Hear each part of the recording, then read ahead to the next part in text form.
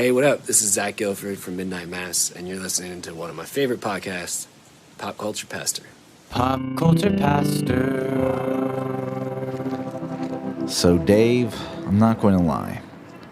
There are times in society and culture that we need a hero. We need someone to ask the hard questions. Donald Trump. That wasn't the someone I was thinking of. Even bigger and more red. The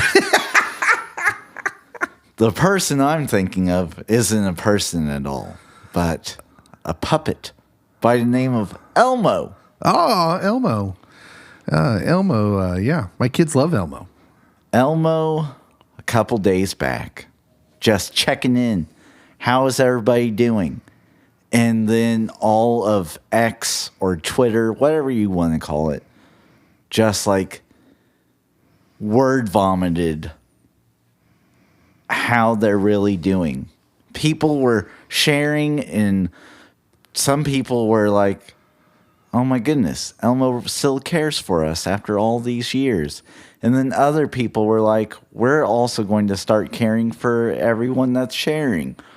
And then out of nowhere, all Sesame Street's like, we're going to chip in and help out Elmo, including Oscar, who he said that he's not the best at listening, but the worm is. And so he offers his support. Yeah.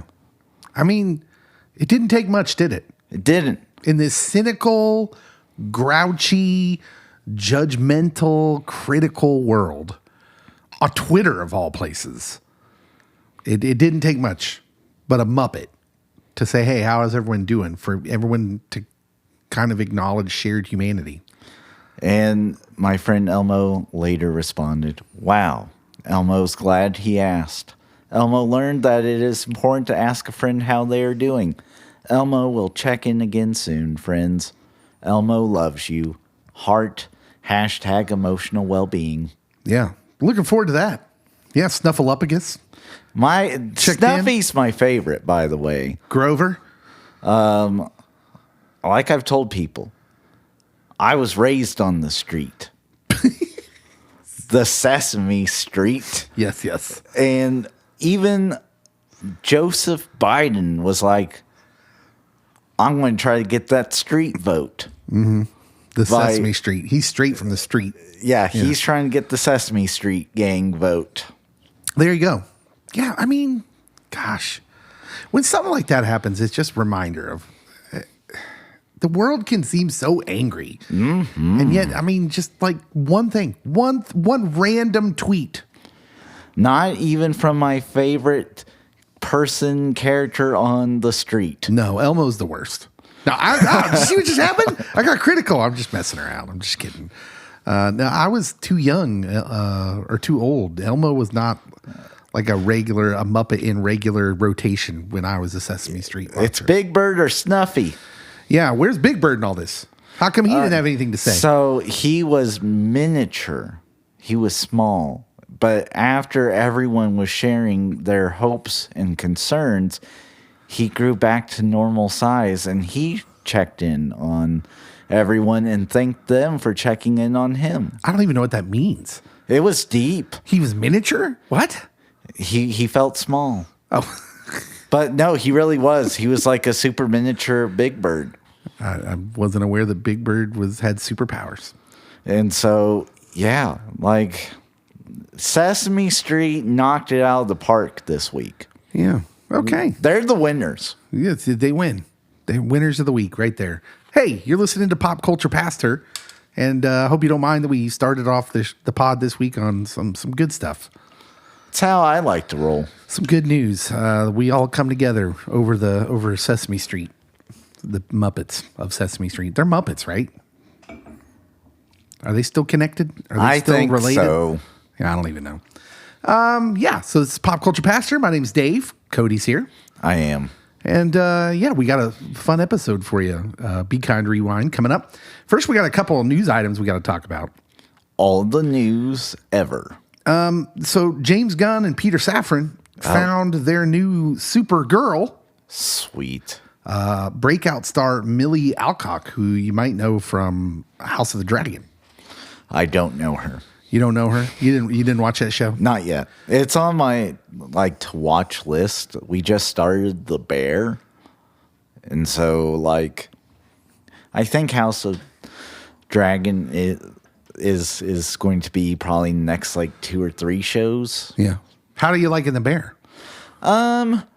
So there's been just these really random moments that you'll just laugh out loud, but at first it is overstimulating. Like a lot of information drops, you mean? No, there's just a lot happening. A lot happening. Every scene. Is that just to show you that the world of the chef is manic? Probably. I'm only 4 episodes in, so I'm intrigued because we're not even to the season that just won over all the critics. Oh, okay. So, all right. Well, you have to let me know. That's on my short list too. I need to watch The Bear. Yeah. So they found their Supergirl. Now this is interesting, and director Matthew Vaughn had something to say about it on Bro Bible's post-credit podcast. Because he had expressed interest in directing her in a Supergirl movie, and had confusion over the order of the film's development. He said, "I'm a huge fan of Millie Alcock, huge fan," but he said, "I find it very weird that they haven't got a director. That surprised me because you shouldn't cast a movie; the director should be casting the movie. So I don't understand who cast it if there isn't a director. What do you think about that?" I mean, clearly they're going that Kevin Feige Marvel Studios route with it, right? Yeah. But James Gunn did say, one of the things he said was he was going to let his directors have more control than they did over at Marvel Studios. Yes. And I think that studio heads, if they are proven commodities, which I think James Gunn is, and Pete is within the horror genre, that if they have a proven track record, I'm good with them casting the big lead. Because usually if the script's written well and you have an actor that's talented, they are the safest thing. It's everyone around them that the people that just randomly steal the scene or add some gravitas and emotion that might have been lacking, that I do think the more finite stuff, you want the director to be involved. Yeah. And, I mean, has DC said they don't have a director for it? I mean... No, but they're not shy about announcing things either. You'd figure if they did, they would have announced it. I'm just thinking out loud. Yeah. No, it could be for sure. That could be a possibility. Did I hear a rumor that she's going to be in the Superman movie? No, yeah, that was all part of the same. So it was all part of that announcement. So she's definitely in the Superman movie. So you already have a director. Yeah. So James Gunn. You have James Gunn. Movie. So the studio exec and director of the first film this person's going to be in. The director of the solo film, again, gets the finite pieces, gets the villain. I mean, it is interesting because even though we sit here and we say Marvel Studios kind of maybe that's the formula of Marvel Studios where Feige has control over everything. That's not what he did with Fantastic Four. They switched directors and would not make official casting things till they got a new director on board. Then they got a new director and they're still working it out. So the latest rumors on that is that Pedro is Mr. Fantastic. I call shenanigans. Well, they actually said it. I call shenanigans. Okay, but they actually said it, and now all the other ones are in flux. They wanted to test. They wanted them to test with Pedro, since Pedro's the guy, and they're going to see how that goes, and then go move accordingly. Anyways, it seems like Feige waited for his director on Fantastic Four to do the real casting. But I think Millie Alcock's very interesting. She's a very interesting actress. And so I applaud them on picking someone who's not like, my worry about when you're casting Supergirl is you're just going to go find the tallest, blondest, you know what I'm saying? Like the girl that looks a certain way, and she's very tiny and very interesting looking. She's very unique.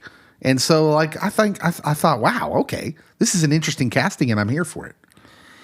And I also find it interesting that, House of the Dragon, HBO property, DC, HBO property. That might have some validity too. And that I don't know if her character's living, dying, or whatever. So no, her run is done because she was a younger version of a character that still exists on the show. So she was like the first half of the first season and then the adult version.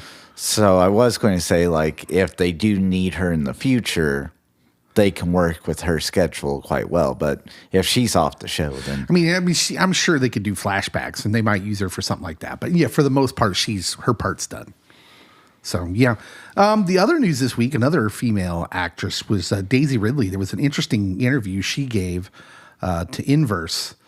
And I was really curious about this stuff. So she said she had all of this anxiety and stress on her. Of course, that makes a lot of sense. Like there were holes in her stomach lining because she was so stressed out about her role as Rey in the Star Wars sequels. My dear friend J.J. Abrams did not do her any favors. No, okay, this is where I wanted to go with this. We're sitting here talking about mental health. Listen to this. This is a quote from J.J. Abrams that she said he told her. Quote, understand the scale. This is what director J.J. Abrams had told her when he offered the part of Rey. This is not a role in a movie. This is a religion for people. It changes things on a level that is inconceivable. What? Why would you tell? J.J. Abrams would make a terrible coach. Like, that's like when you're going to the line, you're going to the free throw line, you're down by 1, you got 2 shots, and you're like, this is a big moment. You better not mess this up because people take this serious. Like, what's he doing? Why would you say that? You are a basketball player for Kansas University. I'm with you. That was such a weird thing. Like, what was he trying to do? Create panic attacks and holes in the stomach lining of Daisy Ridley. I do think for what it's worth, I have complaints about those movies, but my complaints is not her acting. I thought she was great. Yeah. Storytelling. Yeah. Especially by one Mr. Abrams. The storytelling was awful. I will call out Abrams when I can. But I do think that when you go into these roles that I guess have some pre-existing fandom that is significant. So the guy that's going to be playing Superman, there are, oh my goodness, Superman fanatics. You might own the most beat up issue of Superman from the 60s ever imagined, and someone will pay you a nice crisp Benjamin or 2 for it because they're like, I need this for my collection. Yeah, absolutely. It's a big deal. And so, like, I do think that studios, directors, there should be kind of like this therapy. Like, hey, we want you to go through therapy during this just because we want you mentally prepared for either the success and fame that comes along with this or the backlash that might come along with this, and know that neither of these things are solely on you. Yeah. And absolutely, that we actually care about you. I agree with that. Absolutely. I hope they have all the therapy on deck for the actresses in Madam Web. Those poor ladies. Dakota Johnson, it came out in the past couple weeks that she fired her talent, her management, like the week the trailer came out. Oh. Yeah. I don't think she's real happy with her management. So I do know people that thought the trailer looked good. I thought that, like, okay, you're really telling me nothing, and why am I intrigued by this? Like, why should I be intrigued? Was the question I had after watching the trailer. Because there's a dude that kind of sort of looks like Spider-Man in it. Yes. That's it. And I'm like, who's this guy? I'm intrigued by him. Who's this character they just made up? Yeah. So I was going to talk about that, but I decided I'm not going to. We don't have time to talk about Madam Web. At least not this week. Not this week. And also, I'm trying to be more positive because my friend Elmo checked in. Yeah. Yeah. Sorry, JJ, but please finish a thought or a story. Please. JJ Abrams taking all the heat. Taking all the heat. Hey, we need to go out to the lobby. Yes. Usually we just answer random listener questions, but we need to talk about who won the draft last week. Sweet. How the voting turned out. And some people had some thoughts and questions that we need to answer. Who do you think you are? I am. Exactly. So look, we're going to go out to the lobby. We'll see you in just a minute. Welcome to the lobby.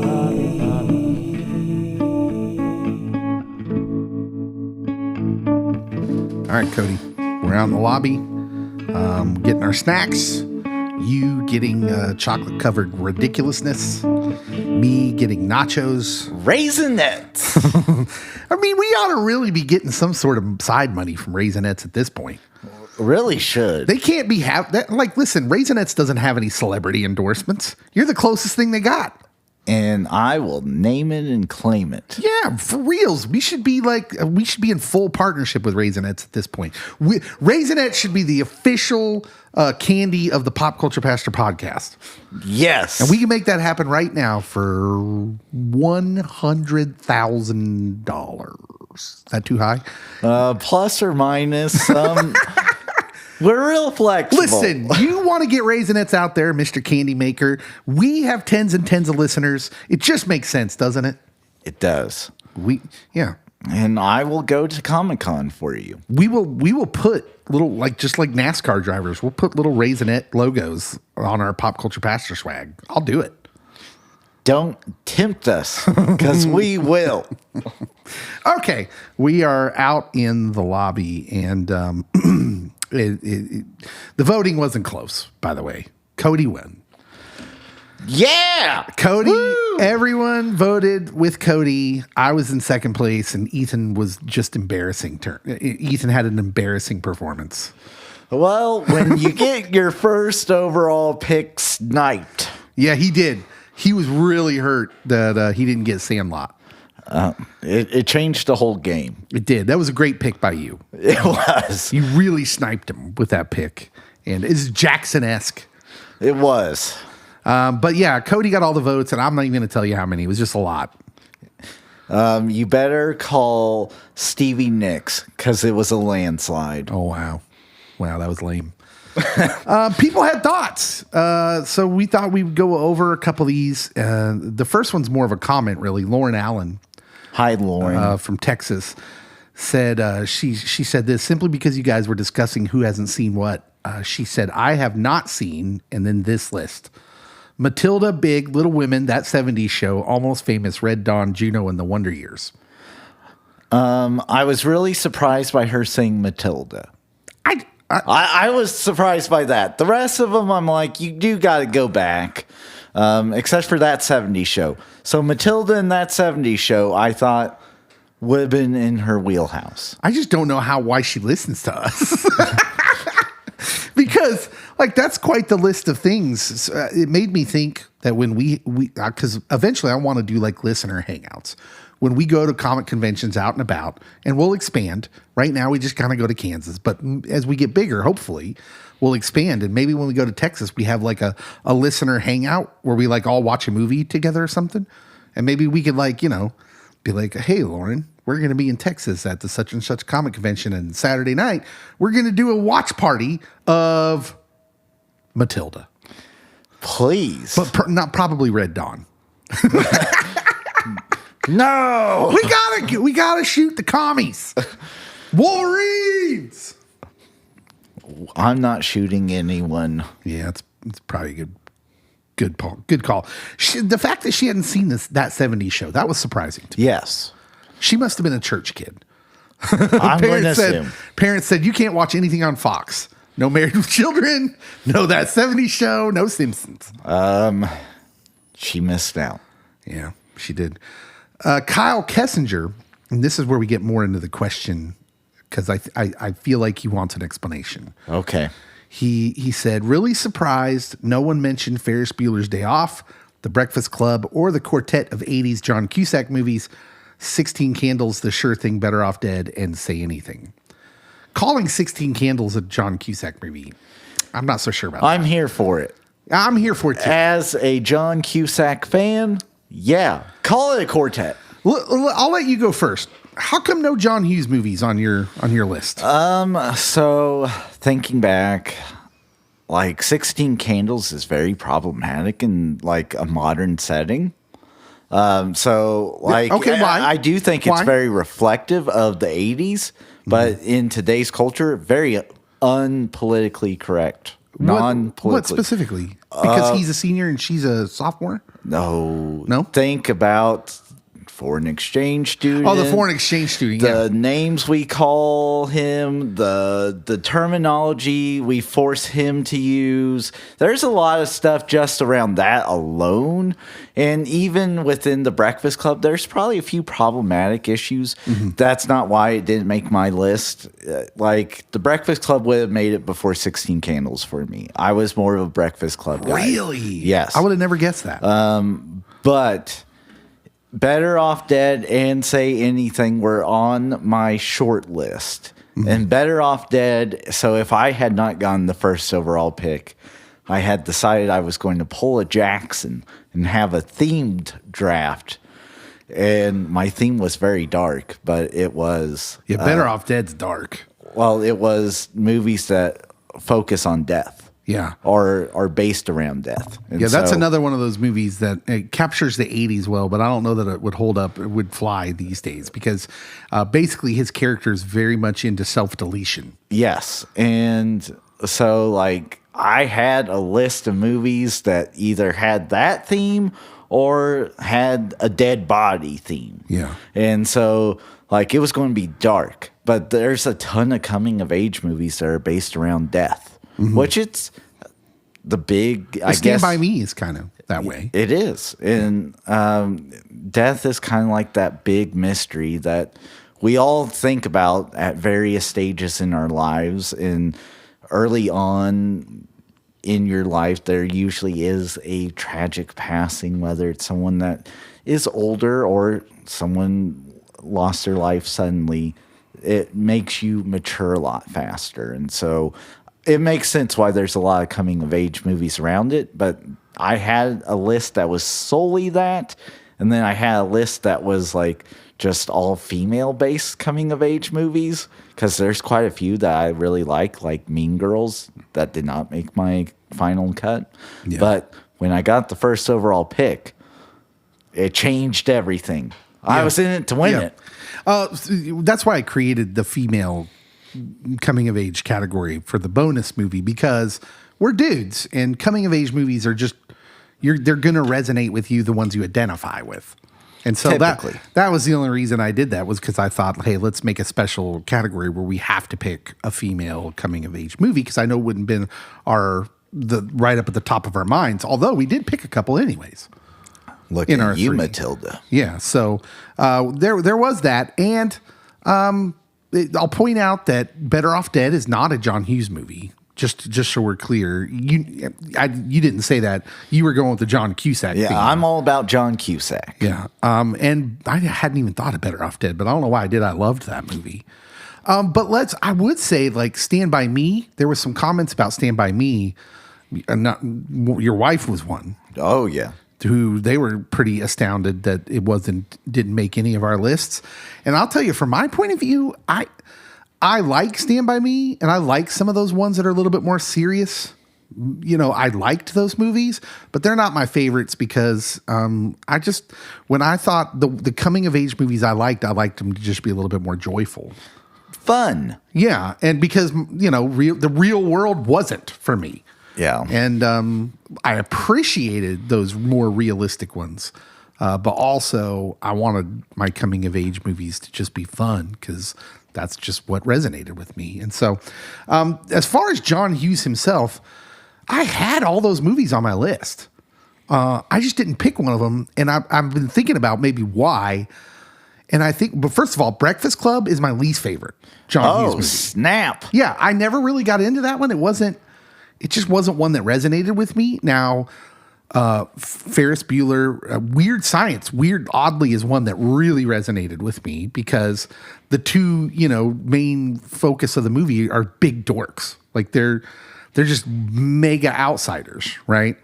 Plus, Kelly LeBrock was, all boys were in love with Kelly LeBrock. Steven Seagal got her for a little while. Who some wise people had on their short list of top action stars. Yeah, some people. But I loved 16 Candles as well. But I will admit I rewatched it recently with my daughter, my oldest daughter, and everything around Long Duck Dong was pretty cringy. Yep. Yeah, that was it was hard to watch those scenes with my daughter. And then you end up making some sheepish comment. Like I think I made some sheepish comment to her about like, well, it was an 80s thing. It doesn't play real well now. It doesn't. And I also had Real Genius. Oh yeah. That was kind of a dark horse one. I'm like, I gotta keep my Val Kilmer streak going. But then I got in it to win it, and like that was the only real coming of age movie I could think of with him in it. Yeah. And it wasn't him coming of age; it was the kid who's like 12 years old and going to MIT. Yeah, yep. What was his name? Mitch. Yeah, it was Mitch. I don't remember his last name. Yeah. So, and in a big way, I think that this, Kyle, is the ultimate reason why I didn't go with the John Hughes movies. Because it's like when you have a lot of guys up for vote for the All-Star game, like in baseball, that maybe they kind of grab votes from each other.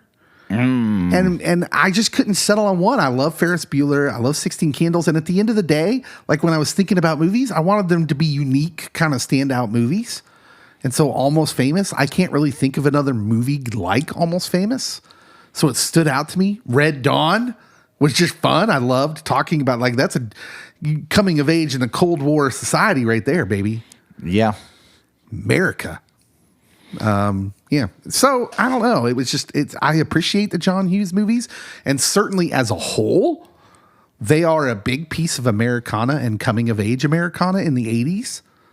But yeah, when it comes to individual movies, they just didn't stand out as much as some of those other ones did for me. So I know I say this every time we talk about movies and me growing up as a child, but they were like on TNT and TBS. Yeah. Like it was like John Hughes Saturday mornings. Well, in some way you're getting the sanitized versions of those too. And so like, yeah, I mean, they're played out throughout my childhood. Like, oh, it's on. And then The Goonies was randomly on. And so... but my dad and sister are huge Goonies fans. And so I grew up watching Goonies. I love the Goonies. It probably is in my top 3. Yeah. But it went number 2, so I knew it wasn't going to be there. Yeah, if I had to pick a favorite John Hughes movie, and this puts me in a weird category, it's probably Weird Science, which also, is semi-problematic. Doesn't play well modern times. In the current time. But like it's just funny to me. And Anthony Michael Hall, Robert Downey Jr., and Bill Paxton all just give brilliant turns in that movie. Like they're just brilliant in that movie. Even in Robert Downey Jr. and Bill Paxton with smaller parts, but they're just every time they're on screen, they're just hitting it. Home runs. Nothing but homers. Kind of like The Sandlot. Yeah. All right. So yeah, that's kind of our explanation for that. Cody won, and that was that. I know my action stars and I know my coming of age movies. He certainly does. All right, it's time for us to go back into the studio. We're going to talk about our Be Kind Rewind this week, Groundhog Day. Don't go anywhere.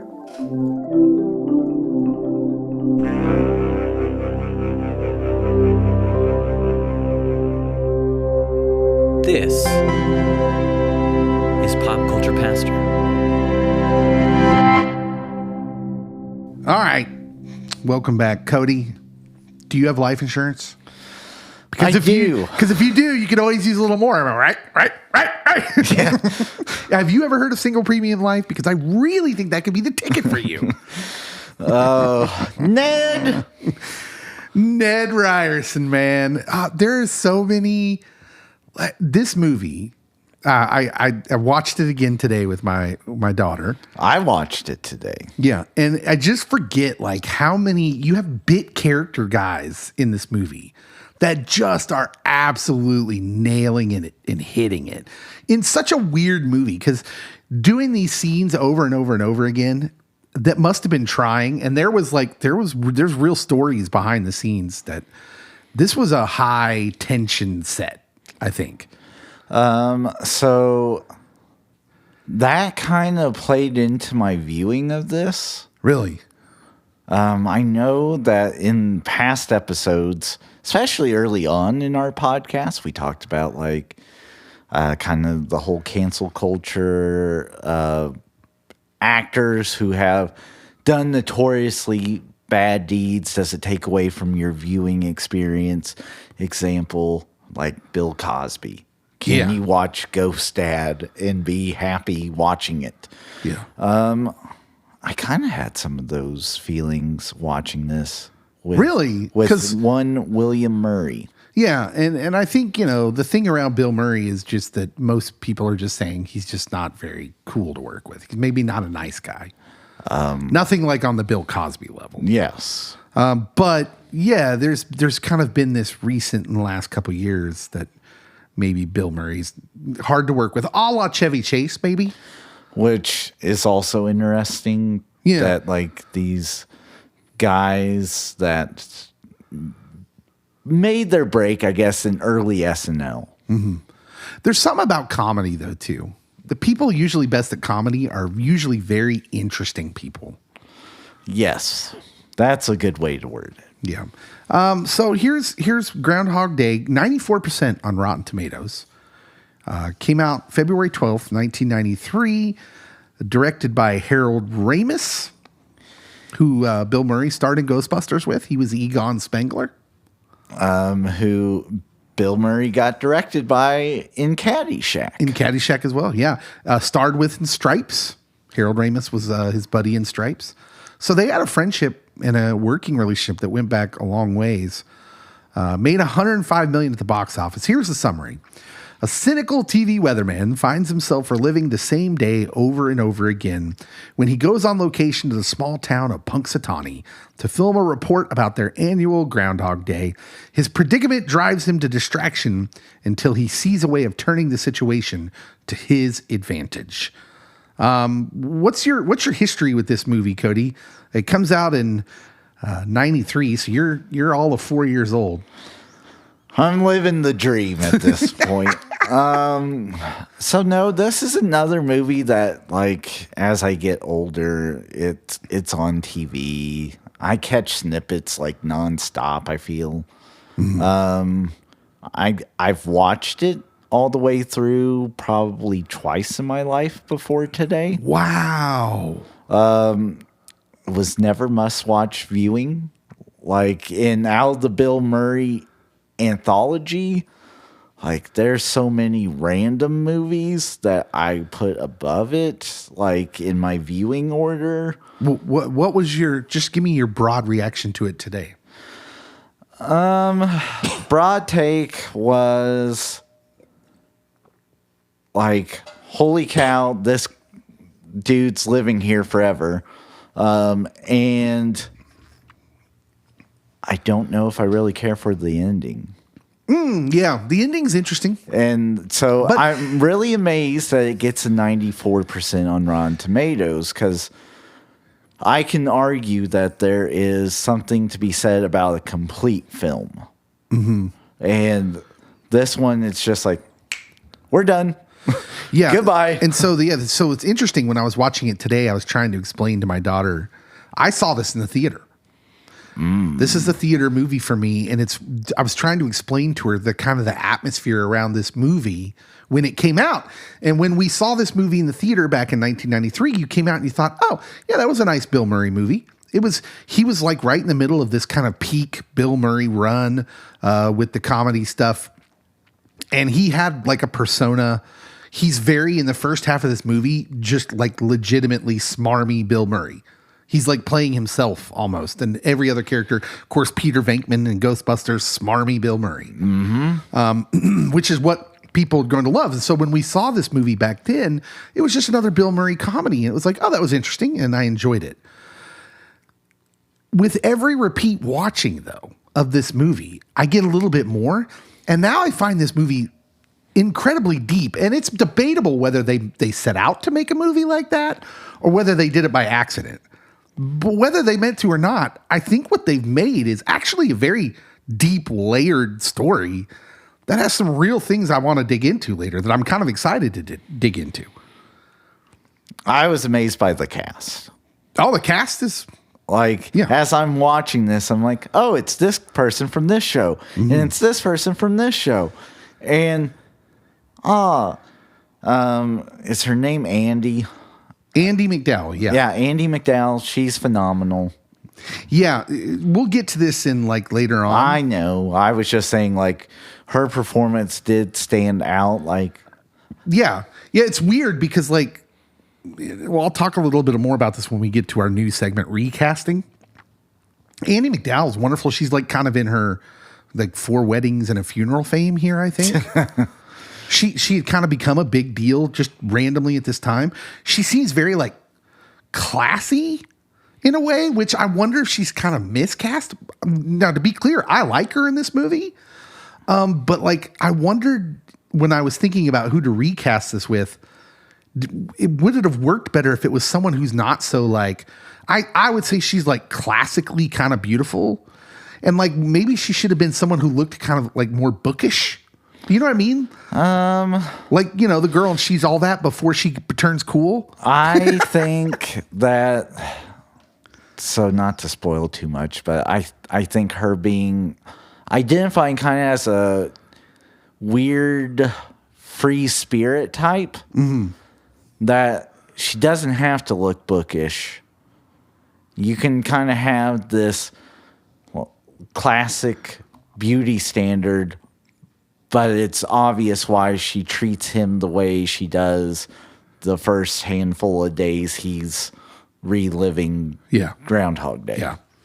Okay, so let's just get into this, and let's first. Oh, I was going to tell you all the people that are in this movie.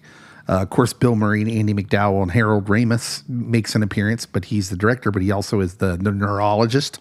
Yes. Chris Elliott is in this movie. Roland. Brian Doyle Murray, Bill's brother. Stephen Tobolowsky, we talked about. Michael Shannon in his first movie ever. Brilliant casting done by that. He was really excited about WrestleMania tickets. He was. Stephen Tobolowsky. Literally, as I'm watching it, I'm trying to think, who is this guy? Who is this guy? And then it dawns on me. He's the professor in Community that Abed has a debate with about who's the boss. That's right, yes. And I'm like, that guy. He's been in a ton of other stuff. Willie Garson's in this movie for like half a second, who he's later on Sex and the City. He's a famous character actor now. Rick Dukeman. I was going to say, that's your guy. Oh, I love Rick Dukeman. Of course, had like his big role in The Burbs, but he's in this role, and I wish he just had more to do in this movie. But when he's in, he's hitting. Oh, yeah. So Robin Duke is in this movie, and you're like, who's Robin Duke? She is also in the show with Chris Elliott that we don't say their name. She's the blouse barn owner that David Rose works for. And Hits Creek. Yes. Yeah. We say their name. It's Creek. What are you talking about? And then Ken Hudson Campbell is in this. Yeah. Yeah. Remember Santa. We talked about Ken. He'd had some health problems recently. And Yes. people, he was the Santa in Home Alone. We talked about this on a recent pod. He's the guy in the hallway. You off to see the groundhog? Do you think it's going to be an early spring? He's perfect. He's wonderful. And I'm like, I'm glad he got more work, even though I know he is in several other big movies. Yeah. So, we watched Groundhog Day for our Be Kind Rewind, and I guess there's nothing else for it to do but just go into what holds up. What holds up, Cody? So the thing that really kind of stood out to me is this is based on a real holiday. But that a small town having a festival or a holiday, that's their whole identity. And all the townspeople, even though they have done this for 100 years, get really worked up and excited about it, and they hang their hat on it. And Bill Murray being an out-of-towner is like, oh, you local yokels. But like growing up in this area of Southeast Kansas, there's a community that has a week-long Halloween celebration, and it's called Neowalla because it's Halloween spelled backwards. Yeah. And it's a big deal there. It's a big deal. The town swells by tens of thousands, and people come from all over, and it is what Independence, Kansas is known for. Yeah. And all the little towns have one of those, Yes. Like we have a one-day thing called Artist Alley here that used to be bigger than it was. I think it's shrunk a little bit. There's a little town near here that has a Biblesta. Yep. That has been a big deal at times in its history. So much so that people would get bussed into it. I've heard the stories. That's bananas to me. So, I get what you're saying there. So, I really connected with that. That holds up within like small town trying to hang on to what makes them relevant. But this is like on the national scale of why they're relevant. The first thing that held up great to me is smarmy Bill Murray and just how good he is at that. This is peak Bill Murray. He's kind of like, this is the beginning. He's kind of right in this frame where he's reinventing himself. So, he has Caddyshack coming right out of SNL. Ghostbusters is obviously his first huge movie, although Caddyshack wasn't small. Stripes also before Ghostbusters. But then starting in 1989, he goes, let's start in 88. Scrooged, Ghostbusters 2 in 1989. What About Bob? What About Bob? Yeah, in 1991. And that's kind of where he starts turning this corner, where it's not just like straight kind of comedy movies, is they get more, there's more feeling in them. They're almost like dramedies, So you got What About Bob, and then this movie, Groundhog Day, where there's definitely more going on than just straight up comedy. And then, of course, he goes on into like, the Wes Anderson stuff and really kind of reinvents himself completely from what he started off as in the 80s. And so, that was, and to see smarmy Bill, even though maybe it's a little problematic, I found myself laughing at a lot of his little remarks and facial expressions he has. Did you ever watch Where the Buffalo Roam? I did not. Oh, I love that one. And so, like, when I tell you that there are weird Bill Murray movies that are above this in, like, my viewing order, that's, like, one of them. He plays Hunter S. Thompson, but it's in, like, 1980 that he's doing this. And then... Really? Darjeeling Unlimited, The Life Aquatic with Steve Zissou. There's the Royal Tenenbaums, Rushmore. There's some unique Bill Murray movies that don't fit like Ghostbusters through like this film, I guess. Yeah, probably. The Wes Anderson movies especially are when he's like kind of really done. He's in this new realm. Royal Tenenbaums is just one of my favorite movies just in general. I love that movie. I think it's hilarious and has feeling and packs like an emotional punch all at the same time. Gene Hackman's amazing in that movie. Yeah, I think it's Wes Anderson's one of his best. But yeah, smarmy Bill Murray is peak Bill Murray is what I have written here. What else holds up for you?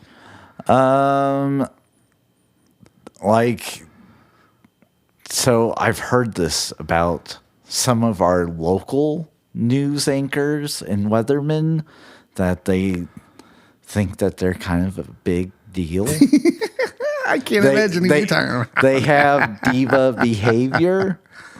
And I'm like, evidently that's a real thing. I mean, Pittsburgh, Pennsylvania is a bigger city, but it's still not New York or LA. And so like him having kind of this ego that he's too good for this story, even though it's like a national story. They do this every year. When I first moved to Southeast Kansas, there was a particular weatherman here in it was like a Joplin. It's not technically in Joplin. It was Pittsburgh, Kansas.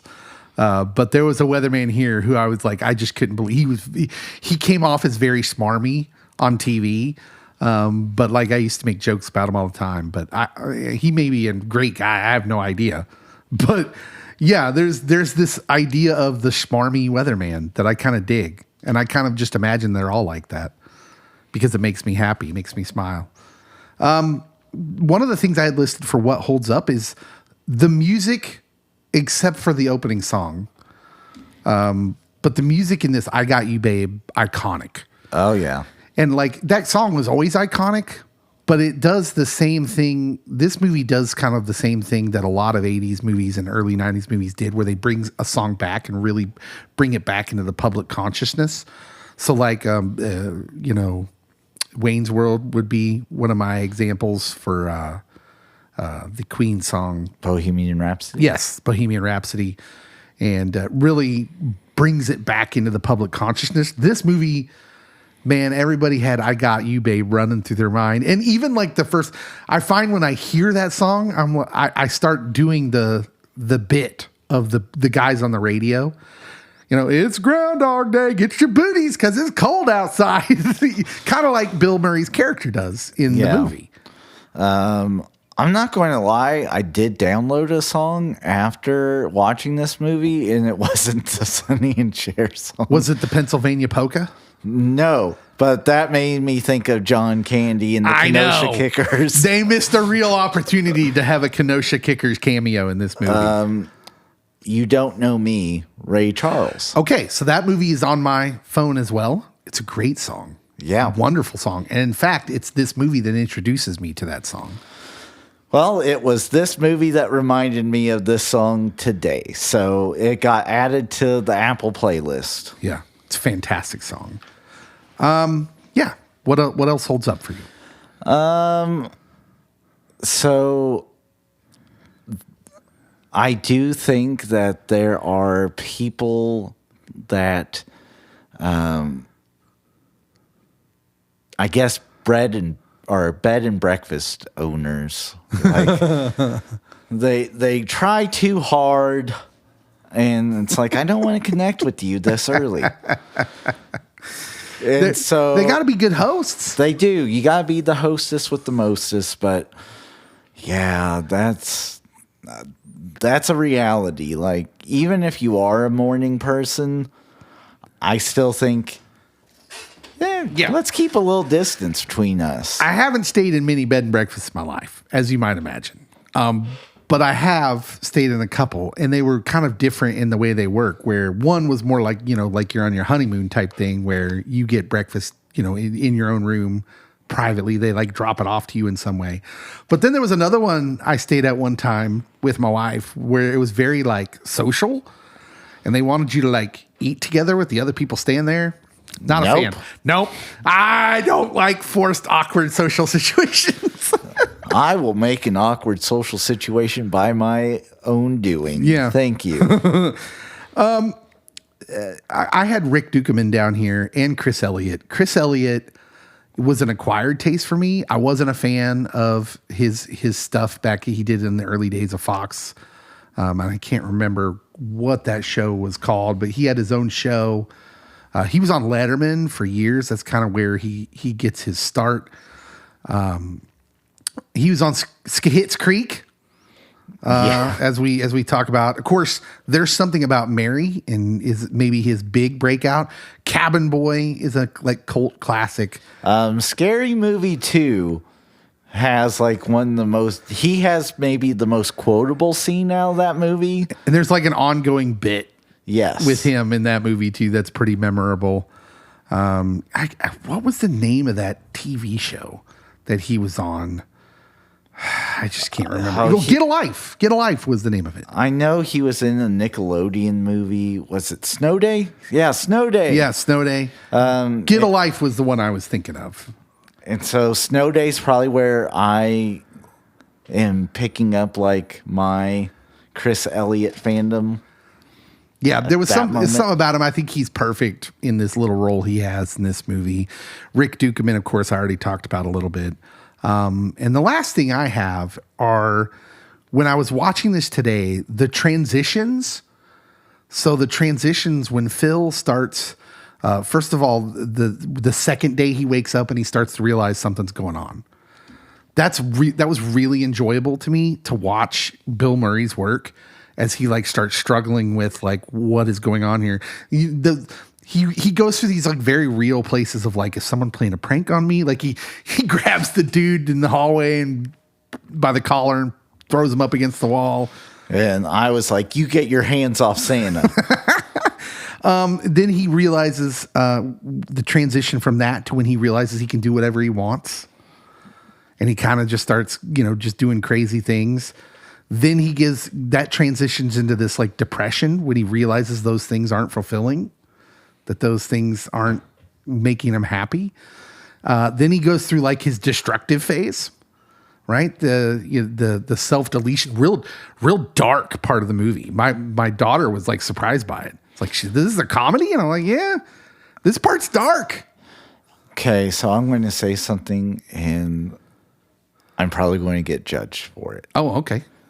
This is okay. Shh, everyone be quiet. Let's listen to what Cody has to say. So the only part of this movie that I laughed at is during this phase. Oh, okay. In the self-destructive yes. phase. But it's after he's stolen the other Phil. And he like has him driving at one point.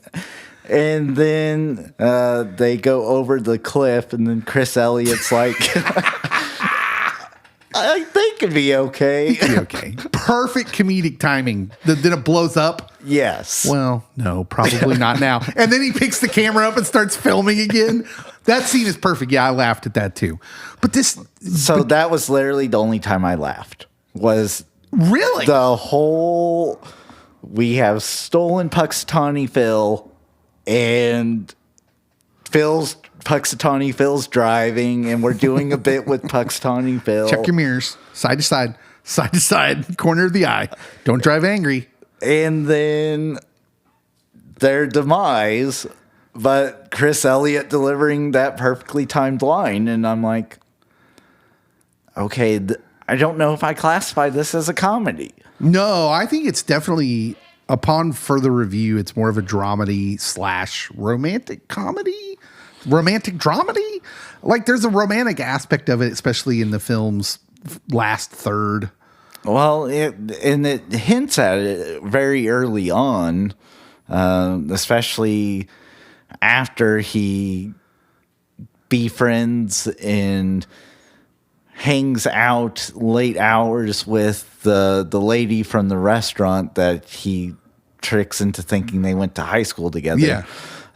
Because he keeps saying his producer's name. Rita. Yeah. Yes. Yeah, well, and right, like it's weird because as he's figuring things out, he gets less romantic with her, and that's when her feelings start to come forward more. So it's weird to call it romantic because he becomes less romantic as time goes on and more just, hey, I like being around this person, right? Mm-hmm. And so it's interesting. We'll get to that later, but they do such a good job of when it's going into this dark phase, these transitions where, like you said, there's There's moments of, for me, genuine comedy in some of the things, some of the little side things Bill Murray does. But he goes from his destructive phase into his good deeds phase, I would call it. And then just all these transitions I thought were done so well. He's learning in that good deeds phase. He starts learning. He starts figuring things out. And then there's, as he goes on, several scenes mixed in of Phil starting to become super present with people. Instead of just trying to use people to get what he wants. And so I just liked watching it today and all those transitions. Anything else? That's it. All right. What doesn't hold up for you? So I don't know if maybe like it's so I do know what actually doesn't hold up for me. It is the way that they display mental health clinicians. Mm-hmm. Like this guy that he goes to is not very validating, not very empathetic. He basically tells him he's almost too transparent with like, oh, I was told that I'd just be working primarily with families and some kids, like not really doing the whole adult thing. And so, like, the psychologist, I'm like, oh, this is a bad look for mental health. And then you have the dark phase where, like, he's self-deleting. And, like, you have quite a few of those. Mm-hmm. And so, like, if you're going to have the therapist be an idiot, for lack of better words. Yeah, he's kind of a doofus. Then you need, I think, to reel in some of the self-deletion. Or, like, you need to revisit that later in the movie where he's actually getting help. He's actually talking through some of these things. Yeah. I don't know. I mean, it is especially dark in that middle section of the movie. And I thought, you know, when I'm watching it today, I think, yeah, I don't know if this plays well now in our current culture. But at the same time, what I'm going to talk about later in the deeper themes, I almost find it necessary to show that all the things he's trying to do aren't filling him. They're not fulfilling him. And like, so I don't know if it was sort of graphic in that they showed him attempting all these things. Yes. So later on in the cafe, he tells Rita, I've been shot, stabbed, electrocuted, burned. Like, you could have done it that way where the audience knows what he's done. Yes. Without showing it all. Like, they actually show her identifying his body. Yes. And I do think, like, so one of them was very comedic with Punxsutawney Phil. Yeah. But, like, when he's at the bed and breakfast, that one's not that comedic. It's like, oh, you know what he's about to do. And then the subsequent ones, it becomes a little too repetitive. Yeah. I do agree that you have to explore that, especially if you are viewing this. Like, I was trying to keep count of, like, how many days I thought, like, oh, we've come back to this scene. We come back to this. The alarm clock's gone off. He explains to someone that, oh, it only takes 4 to 6 months of flicking cards to get real good at it if you do it for 4 or 5 hours a day. Yeah. And so he's speaking from experience on that. And so, like, I think that's a vital part of the story. I just don't know with kind of the mental health being present, but then being of no use if it was overkill. Yeah. Yeah. It's certainly, there was some things in there. It wasn't full on cringy, but it was like, whew, this is deep. This is hard. The identifying the body, I could have seen that being pretty triggering for some people. Things that didn't hold up for me, of course, the opening theme, I'm Your Weatherman, which was co-written by Harold Ramis. Which it seemed like when I was watching it today, I was like, oh man, this song would make you think this came out in the mid 80s. But it came out in 1993. So honestly, I thought this was an 80s movie until I was looking through the cast on Google and I saw the date and I was like, oh. Yeah. Like I was alive and have some faint memories of this time period. The rest of the music in the movie I thought was very fitting and carefully chosen. Like if you listen to the lyrics of the songs they're playing, I thought it was really good. But yeah, that opening song is not great.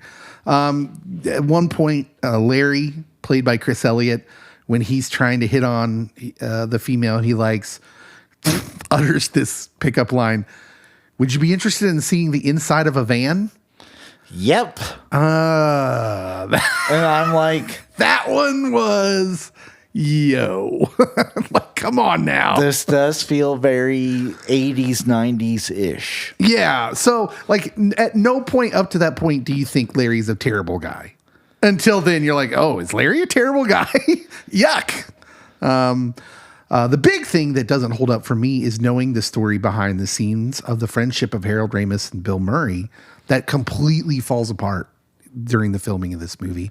So much so they don't talk for 21 years. And they finally patch it up and talk because Harold Ramis was dying of cancer, I believe. And they patch it up right before he passes on. But knowing that, like, they worked together on all these movies, some of my favorite movies, and knowing that, like, they had this beef, it's kind of sad. So it was, I've known Scotty Walker, Geek of the Round Table, since I was in undergrad. And this is something Scotty and I talked about while we were in undergrad, like in 2009. The beef. Between Ramis and Bill Murray. Because there had always been these rumors and rumblings that there's going to be another Ghostbusters. The gang wants to get back together. Of course, Dan Aykroyd wants to get back together. But Dan needed it. But, like, Bill Murray, the way he treated Harold Ramis and would ignore Ramis. And as years have gone on, I mean, there's been stories about how he treated Lucy Liu on the set of Charlie's Angels. Was it Angelica Houston in one of the Wes Anderson movies? She talked about, like, he was just awful. But then, like, she turned it around with a story about him just randomly showing up at her mom's funeral, I think. And being, like, supportive during that, even though he had cussed her out throughout the whole making of this film. And then whatever happened on Quantumania's set. Well, he's a really interesting dude because, there's all these stories about him on movie sets behaving poorly. But then there's all these stories that people have of, like, he crashed our wedding. And just was the life of the party and stayed longer than he needed to and had, like, honored us. Like, I mean, there's all kinds of those stories. And Scarlett Johansson had nothing but nice things to say about him when they made Lost in Translation. Yeah. So he's clearly complicated dude. Let's move on to deeper themes. I've been itching to talk about deeper themes. You talk about deeper themes. I'll chime in. Yeah. The question of this movie, as I'm watching it today, and I wrote this down in my notes, what brings fulfillment? Once Phil realizes that he can do anything, what does he do? Well, he does the same thing he did in life. He lives for himself. He tricks a woman into being intimate. He steals money from the inept security truck guys. He tries to entice Rita by learning everything about her, but not really being himself. He's just pretending to be what he thinks she wants. So, because it's all about what he gets, which is like how a lot of people operate in life. This is like why we have, 50% of marriages in divorce, because we don't go into it with the right attitude. The whole concept of our lives in Western civilization sometimes seems like we're just out here trying to do us. We're trying to get ours, right? Where you do you, boo. That's sort of motto. And the theme of this movie seems to me he goes through this whole thing to look, what is the point of your life? What is going to bring you fulfillment? Now, you might be aware, Cody, that Buddhists have kind of claimed this movie. Are you aware of that? Yes, because one of my religion professors in college, he did have us explore some of the deeper meanings within Groundhog Day. And that's why I probably watched it twice before today, was because I had a paper over this movie. So especially religious studies, they will study this, and Buddhists have kind of claimed this movie as their own in a way. But this is a quote I saw in a nice article that I had been written about it by a divinity guy. He said, quote, "The 1993 film Groundhog Day features egotistical weatherman Phil Connors, played by Bill Murray, reliving the same day over and over. While the movie is beloved as a comedy, many religious scholars consider it an, quote, underground Buddhist classic for its depiction of the cycle of death and rebirth." Mm-hmm. Dan Arnold, associate professor of philosophy of religions at the Divinity School, said, although the idea of getting repeated chances at life might sound like a blessing, the Buddhist concept of samsara might be closer to a punishment. And when I was watching it today, I thought, yeah, why would Buddhists embrace this movie? Because that's just it. Even when he's doing the good deeds, it doesn't bring him fulfillment. That's not. And it doesn't change his lot in life, because he literally keeps repeating it over and over. He's doing the good deeds for himself still, right? It's weird to think that when he's trying to save the homeless guy. Remember when he takes the homeless guy to the cafe to eat, and he's sitting there next to him, and the homeless guy's kind of like nodding at him and like trying to communicate, and Bill Murray's just sitting there.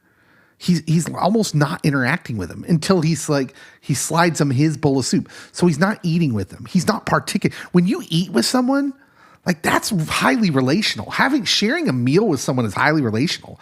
But the way Bill Murray plays that scene, and I'm assuming the way he was coached to, was to be kind of still aloof. He's there for that guy. Although he does say something during that scene that makes you think he might be at least starting to care. Mm-hmm. I agree with that. And that is that, like, towards the bottom, it becomes hard to eat. So here, have mine. Yeah, and he has him, but the way he's sitting, it just struck me today. And it's not the good deeds that's going to do it for him. It's when he starts pursuing true relationship, meaning he has to be open and genuine. And when you do that, also completely vulnerable. This idea that, like, hey, I'm going to put myself out there and care about someone, and they may not reciprocate. And that's scary for us. And there's the scene where so they've had this day. It's not quite the end scene, but it's close, where they've had a good day. I think it's the card throwing scene where he's not pursuing her for his own gain anymore. And she has stayed with him till midnight because she thought that was the magic time. And she's falling asleep, and I've never noticed this before, but she says, he goes through this really, like, meaningful speech where he's affirming her, basically. He's saying, "You're the kindest person I've ever met." Do you know what scene I'm talking about? Yes. And I actually kind of cried during this scene as I was watching it today. I did not. I know, you're stone cold. Stone cold. But she after he gets through the speech, she goes, she kind of fallen asleep. So, "Did you say something?" And he's got that poetry book in his hand. And he says, "I think the last thing you heard was only God can make a tree." And so there's this poem. This is a real poem called Trees by Joyce Kilmer. And I want to read it. And I want to preface this by, like, saying, so my church has a tree logo, and roughly uses, like, the imagery of the church of the tree to stand for certain things. And it doesn't have to be religious. I'll put it in just kind of basic terms. But the roots of the tree, of course, are the foundation that you build your life on, right? And that's the kind of the foundation that holds the tree together. And then the trunk is sort of like, we call it worship, but it doesn't have to be what you think of in a churchy sense. Worship is essentially, how do I live my life for my Creator, right? It's not necessarily singing or, like, bowing down and doing the "we're not worthy" thing. You know what I'm saying? Like you can be worshiping as you're cleaning house. Yes. Worship is a way of life. Yes. It's a way of bringing honor to whatever you think your creator is. And then the leaves give shade. And so those represent compassion. But you needed the roots and you needed the trunk to get to the compassion. And they give shade. And then there's a compassion. And then in the church sense, we call the fruit evangelism. But really, it's just the result of all that. The fruit is the result of living your life in that way. Okay? So keep that imagery of the tree in mind when I read this this poem. And what he says to her, that it's meaningful that he's reading her this poem. I think that I shall never see a poem lovely as a tree whose hungry mouth is pressed against the earth's sweet flowing breast, a tree that looks at God all day and lifts her leafy arms to pray, a tree that may in summer wear a nest of robins in her hair, upon whose bosom snow has lain, who intimately lives with rain. Poems are made by fools like me, but only God can make a tree. Oh, man, that really got to me today. I looked up that poem. He says that, and I'm like, oh, yes, he's like literally going through this life change where and that poem is so meaningful about the tree. So I will say something this movie does good is its poetry, because I wrote only one thing while watching this movie, and it was Sir Walter Scott. And I'm like, why did I write this? As I'm on the show right now, and then I Googled his name, and I'm like, oh, it's this guy. And I remembered immediately why. And so this is where he starts off at, because this is what the producer says to him after like his first day or second. The wretch concentrated all in self, living shall forfeit fair renown, and doubly dying shall go down to the vile dust from whence he sprung, unwept, unhonored, unsung. Yeah. And like he gets upset and flustered at that, and but he shows real intelligence. Yes. Because he knows what she's saying, right? He says, oh, you think I'm doing this because I'm narcissistic? Yes. And so I do think that you do see this point of like substantial change, and that with kind of that poem that you just read, that only God can make a tree, with the way that ends, I also would point out that probably only God is the one that's changing a heart like that. Yeah. And so its use of poetry, very subtle, but very impactful. Yeah, it's the poetry in there that I think maybe it wasn't Ramis, maybe it wasn't Murray, but whoever wrote this, they may have been writing something incredibly deep. They may not have known it was going to end up being a Bill Murray comedy, but I wonder if whoever wrote this was writing something really, really kind of deep. Let me move on, because I want to diagnose where he starts changing. So the scenes where he's trying to save the old man, and he takes him to the hospital, and the nurse comes out to inform him that he's died, and he can't accept it, right? He's like, where's his chart? I'm going to go find it. And he goes back, and he's by the body, and she says, sometimes people just die. And he says, not today. Because he's still in this mode where, like, yes, he's doing something good, but it's still for him. He still thinks it's his ticket out of this loop. And then in the very next scene, he's giving this beautiful speech for the umpteenth time of doing this broadcast. And he says this: when Chekhov saw the long winter, he saw winter bleak and dark and bereft of hope. Yet we know that winter is just another step in the cycle of life.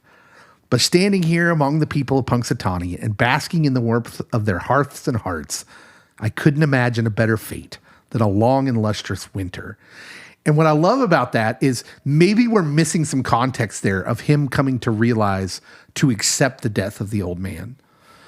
But he's learning that the present is all that matters. It's not the things you've missed in the past. It's not about what you get in the future. He's learning that living in the moment with others is maybe what everything is meant to be. It's the secret of life. It's what really matters. The scene near the end where he's becoming popular among the townsfolk and he's doing all these things, but he's not just doing things. He's being present in the moment. Instead of just doing a good deed and running off, they're actually getting to know him and he's getting to know them. And she asked him a question. She says, how does everyone know you? You only come here once a year and you seem like the most popular person in town. Everyone knows him, but as the watcher, you're expected to connect the dots. It's still the same day. The implication is he's packing so much presence into just one day that everyone in the town knows him from that one day. Mm-hmm. And what I love about this is the result. He's cool. Did you pick up that? He's playing the piano. Everybody wants a piece of him. Everybody, oh, did you mean Phil Connors? I think he's in there. Like everyone knows where he's at. And I want to be like, kids, you want to be cool? Like we all wanted to be cool in high school, right? You want to be cool? Then like people, truly like people, and be present with them. And you're gonna be cool.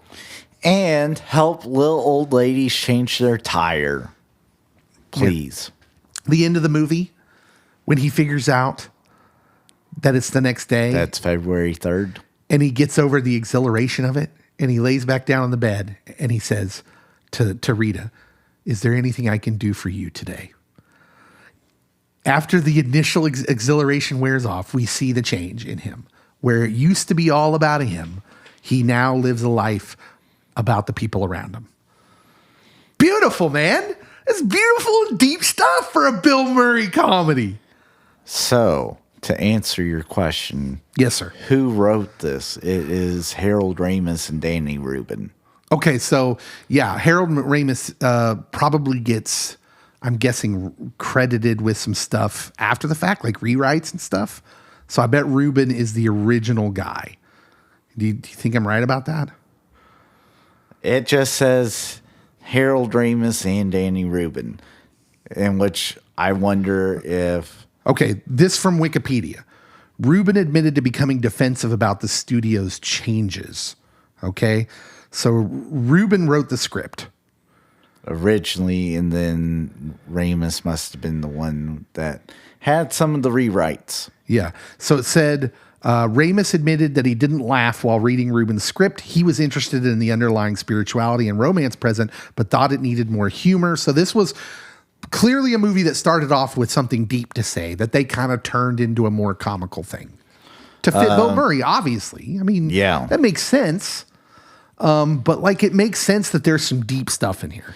/ I don't know if this movie works if you don't try to interject some humor. No, I don't think so either. I think it's because it's Bill Murray. It's in this vehicle of a Bill Murray movie that it's had its staying power and that it has like, I truly think if you watch this a couple more times, Cody, you'd enjoy it more. I think it's one of those movies where the more you watch it, the more you like it. That is a viewpoint. Okay. That's how I'll word it. It's one of those movies where I can honestly say the first time I watched it was the least I liked it. Every time I watch it, I like it more. Just being honest. Hey, we're going to do a new segment called Recasting. So if we were recasting the movie, I have 3 parts here.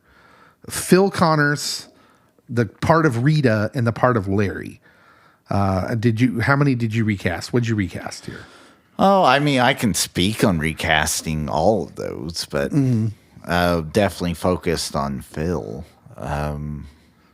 And so I had 2 potential people, and it kind of depended on what vein you wanted to go. Mm-hmm. So, like, if you wanted to go ultra vanity, I think, with this, and have him be, like, too over the top in love with himself. Because the thing when I'm watching this with Bill Murray, it's kind of like with Michael Keaton that I'm like, you just look like a normal dude. Michael Keaton was actually up for this role. Turned it down.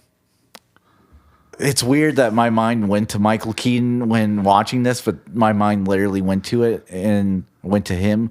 But like everyone, when you get into the Batman debate, like, oh, he was such a great Bruce Wayne, like billionaire playboy, and I'm like, he didn't look it though. He didn't look it.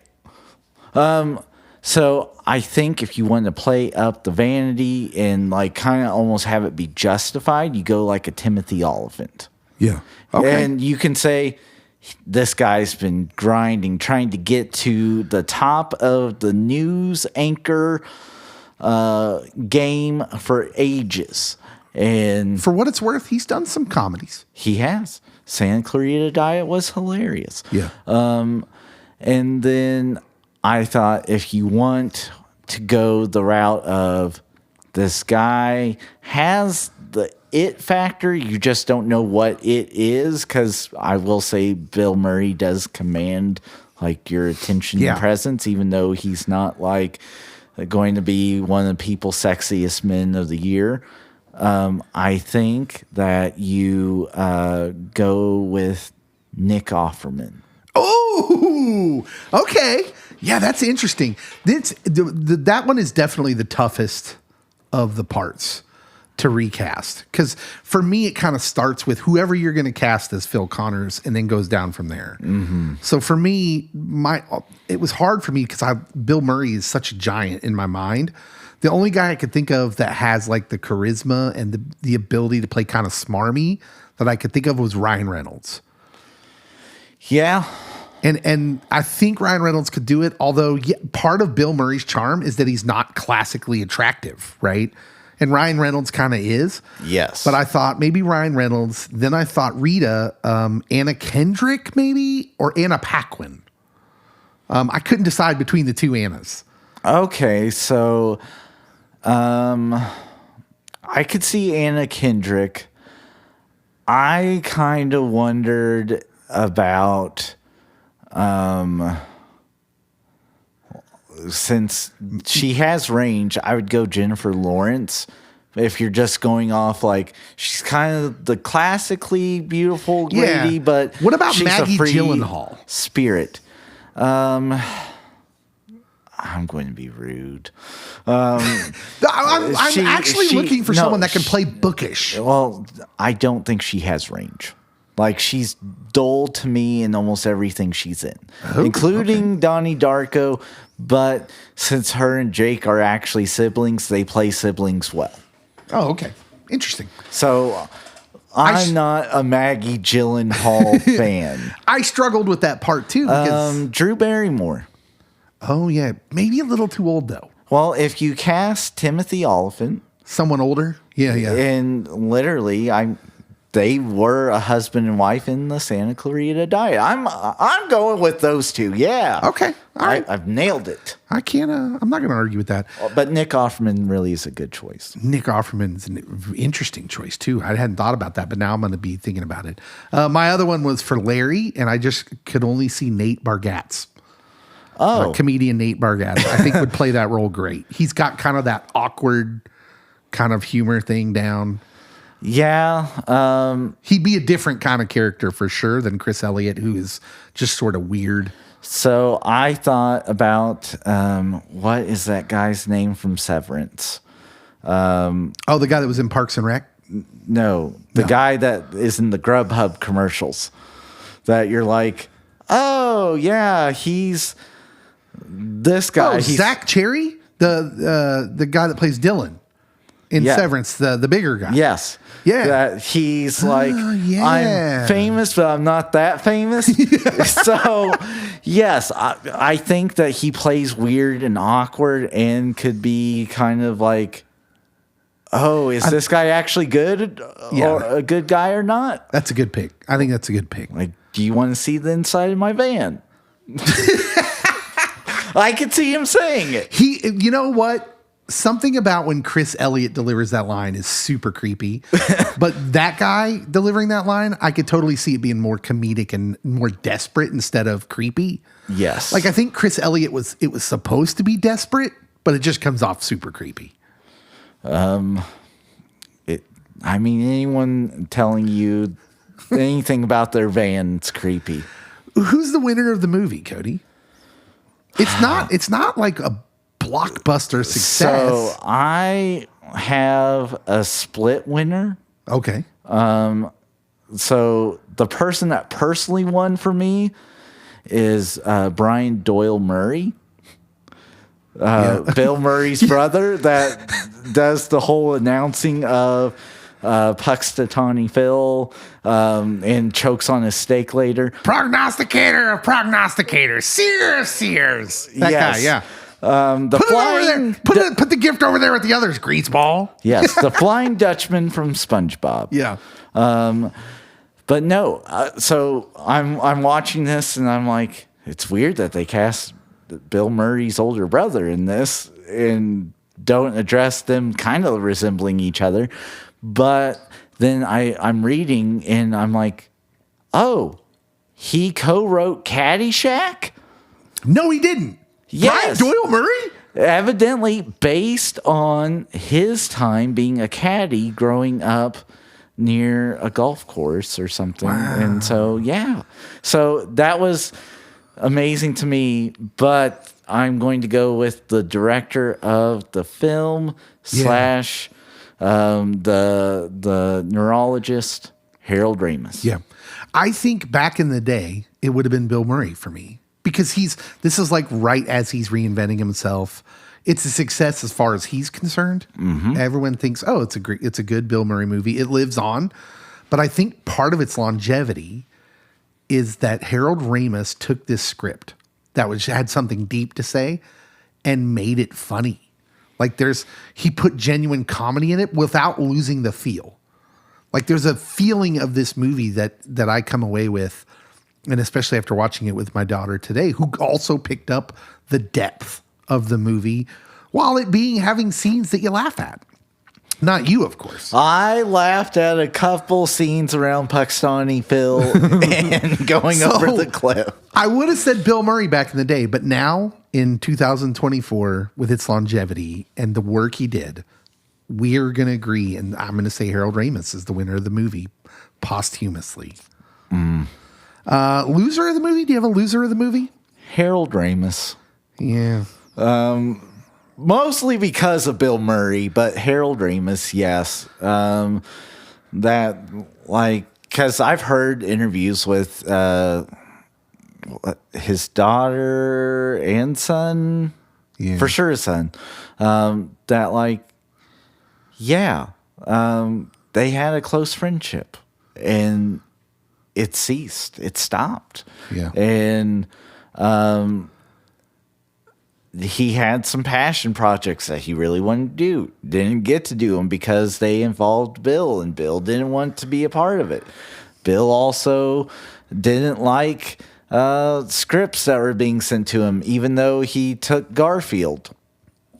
I'll tell you this. Looking at you, Bill. Yeah, I'll tell you this. Knowing the history of Bill Murray and Harold Ramis sure makes Ghostbusters Afterlife hit a little different. It does. But one of the scripts, according to Scotty, because I messaged Scotty before we came on tonight, because I'm like, I feel we've had this conversation. And he's like, we've had this conversation a ton. But he then said, like, one of the scripts involved, like, Harold's character being in, like, a level of hell and the Ghostbusters having to actually go to the afterlife and rescue his soul. And one of them had, like, all the original Ghostbusters dying. Oh, my. And then one of the scripts evidently became a David Duchovny movie, Evolution. Oh, wow. What? And so, I mean, this is the deal. Like, we could have had a Ghostbusters and probably a finality with the original cast a decade or two ago. And it probably wouldn't have been nearly as good, if I'm being honest. I think that I would have been happy with it just Maybe, because yeah. there would have been closure. Because now we're still kind of like dragging them out for the cash grab, even though I did really enjoy the last Ghostbusters movie. Yeah. I think my loser of the film is Andy McDowell. And mostly because she gets dragged a lot for this movie. What? Yeah. She might have been the best actor on screen. I think she's miscast here. And I actually think she's too actually classically beautiful. I think she's too good of an actress. I think it would have been more powerful and made more sense to me. And this is going to be weird because I don't want it to be about looks. But like if she wasn't so attractive, like it would have made more sense to me that this dude only goes for like a certain kind of looking lady. And it would have been more powerful if like, and I know most Hollywood actresses are just beautiful creatures, right? So like you're just gonna do the she's all that thing, put some coveralls on her and glasses and say she's not beautiful. So for me, I think that it plays up Bill Murray's vanity, though, that he really thinks he's like a big to-do and that he can get anyone he really wants. Yeah. And so you have this beautiful lady that is his boss, technically. She's a producer. And she's not interested in him. And so when she makes the turn in actually caring for his character and he's not doing it just for his own benefit, I think it makes it more palpable. Yeah. But that's just me. All right. Well, yeah, I'm not 100% sure of my opinions. It's just a feeling. How many groundhogs on this Groundhog Day are you giving the movie Groundhog Day out of 10? You're going to be upset. 6. No, you know what? I'm not. I'm going to give it an 8. Because I know it's not a perfect movie by far. I do love the depth of it. But I can totally see how this movie is. You're either going to get it or you don't. It's either going to be something you like or you don't. I think if it had a legitimate ending, besides it just being February 3rd, or if it explained how he got stuck on February 2nd, repeating over and over and over again, what was the final straw that actually made it so he could get out of the cycle? There's some unanswered questions for sure. How long was he really there? Because my guess is probably about 10,000 days. So this is a question that has been pondered in many theses, but the most answers fall between 10,000 and 20,000 days. And so, which, if you're counting at home, 20,000 days is roughly 50 years. That's a lot. Like, it doesn't show you the full stakes. It requires a lot of critical thinking by the viewer, which I'm good with. But I also want like a little bit more of an ending, or you go super dark and he never leaves February 2nd. Yeah, the last scene of the movie is the most cringiest one. The one where he's like, let's live here. And it does show his change in character dramatically because he was wanting to get to New York or LA, but he's like, I want to be a small town guy, and she's a go with the wind kind of gal. But it seems a little too rosy because he would have major post-traumatic stress from 50 years of living the same day over and over, of being trapped, a prisoner, basically. 25 to 50 years of just living in this one town with these people, and no matter what he did, it just kept repeating. Also, I can't give it a 9 simply out of this. I want to know what happened, because he tried it. What happened when he just tried staying up all night? I need to know the answer to that question, and they don't answer it.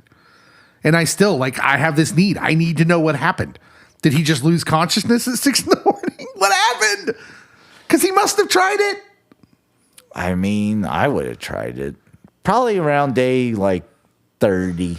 Yeah. A month in, I'm definitely trying that I need one. to know the answer to that question. All right. What do you guys think of Groundhog Days? And one of your favorites? Are you just kind of about it? What do you think about the depth of the movie and the comedy mixed with the kind of dark tones?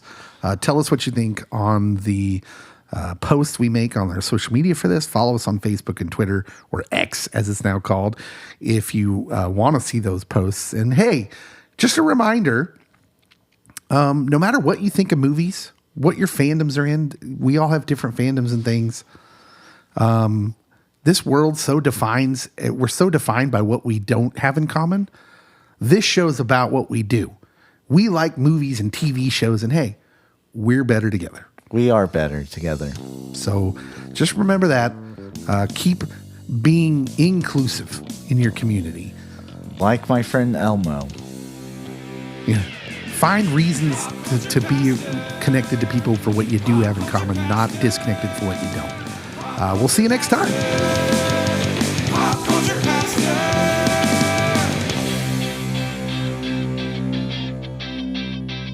Let's go!